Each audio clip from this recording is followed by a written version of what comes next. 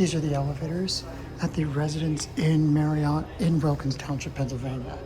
These are Schindler 330As. This one has the rear door, the other one doesn't. I think this one's a little bigger or smaller or whatever. 2010, and yeah, I thought this was from 2010, 2011. Has a rear door on every floor, which is a bit interesting. Up to 4, I'm assuming 4 is locked. Oh, yeah, it's locked. Here it up.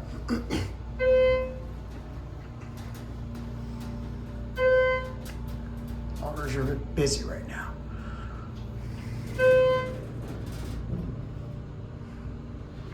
Here are 4.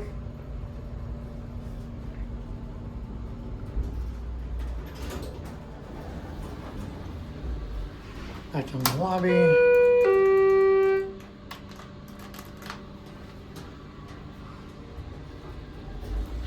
These are nice and basic hotel cabs.